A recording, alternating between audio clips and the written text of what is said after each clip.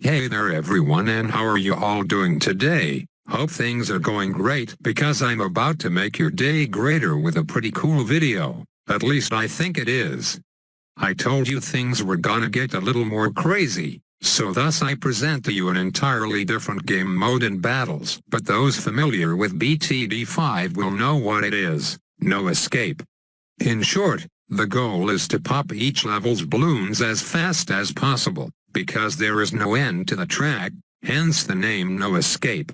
You've seen triple looping on Battle Park in my hyperspeed video, so with a little bit more work I was able to get the middle loop to loop infinitely. Well, not quite. It loops about 100 times before exiting, but no balloon will ever get that far because by the time that happens you'll already be dead. That's because you'll lose lives for every second there are balloons on the screen, and the first to drop 150 lives loses the game. Got it? Well then, now let's jump into the action.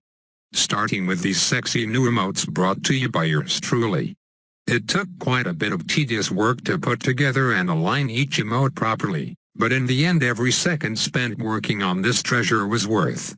I mean, just look what we got here: poop emoji, the good old sub to me picture, a rare Pepe, the crying laughing emoji, crying Jordan, Molt, off, it's lit emoji, PogChamp, and the 1000-degree knife. And yes, I do have an obsession with memes. Well, hopefully you'll have a little chuckle throughout the video while me and Tyler constantly spam the shit out of them, but yeah, just like the canned chat, I'll also be cycling the emotes from time to time to keep things fresh. Suggestions are welcome, by the way, since I can only lodge so many ideas into my brain at once. I can already smell the 00 Dark Monkey and Kamo Regrow Red suggestions from a mile away. Anyways, Dildo Bike loses game 1 by a slim margin. However, you may have been fooled into thinking I lost because a victory screen never popped up on my side. Rather, the lives kept counting down until I hit 0 and got a defeat screen myself.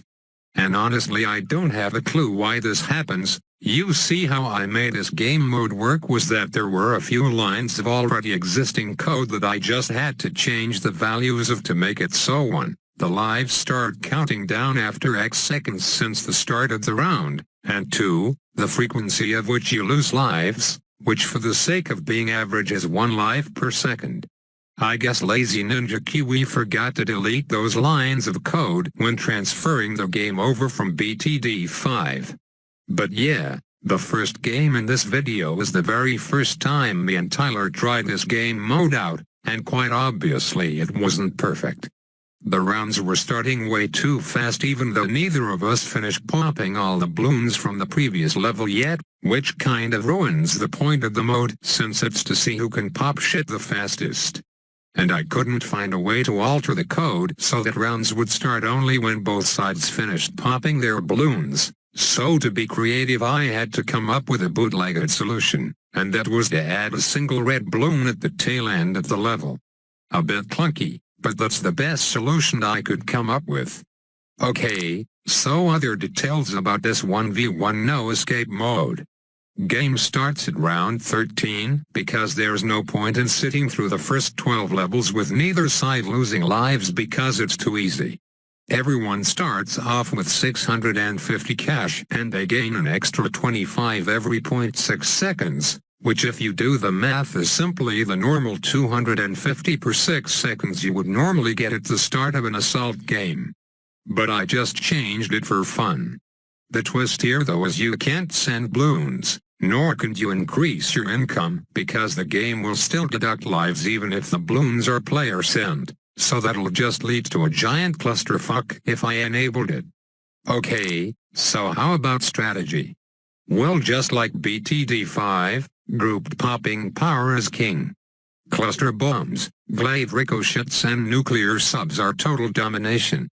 And Cobras apparently, could you believe how freaking OP they're in this mode? I was trailing behind in lives the entire match, but with the help of attrition Cobras I was able to pull ahead at the very last second.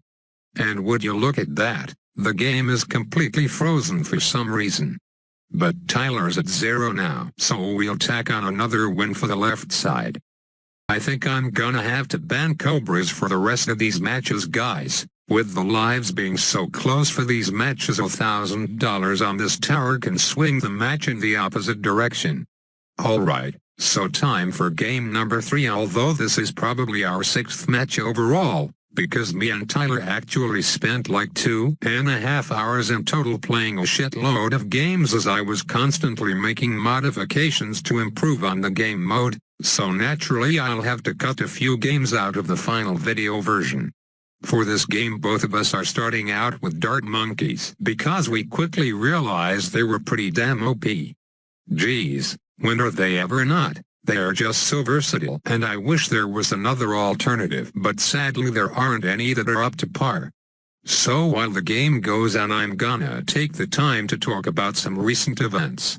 I've been reading some YouTube comments lately, specifically the ones on one of Chris' videos on hacking/modding Bloons games.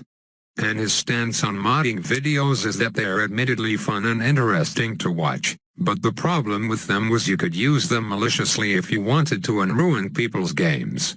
And he's right, you can be a dick and do all that shit. But in my opinion there's no problem with showing footage of modding as long as the person you're playing against isn't a private battle where they understand what's going on.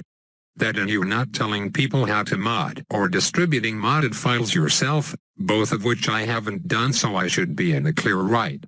Hopefully, honestly it'd be a damn shame if me and other YouTubers were no longer allowed to make such videos anymore, not because of losing views, rather because of losing variety.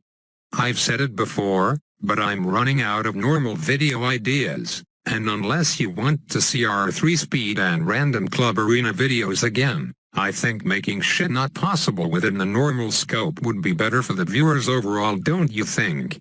That's my take on it. Truth be told, I'm actually not getting that many more views from these modding videos versus my wacky challenge ones, because that's YouTube for you. But again, it's more about not having as much fun recording and making normal videos cause I've already done those over and over. Meanwhile for these mods I'm always doing something new for the first time. Okay, so back to No Escape.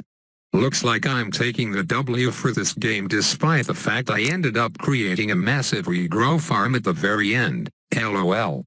I'm gonna give some credit over to Tyler though, cause while editing this it somehow felt like the more interesting videos were the ones I won, so I did cut out a lot of the games where Tyler won, so just gonna put that out there because I don't want to make him look like a noob. That's all I have to say really. If you want to see more epic Bloons action and new dank emotes, then be sure to subscribe or you'll miss out on the fun. Like the vid too if you enjoyed. Please and thanks. These last 2 games here are pretty much the final form of this custom No Escape, so perhaps it may be a good idea to stick to the end. Have an infinite day.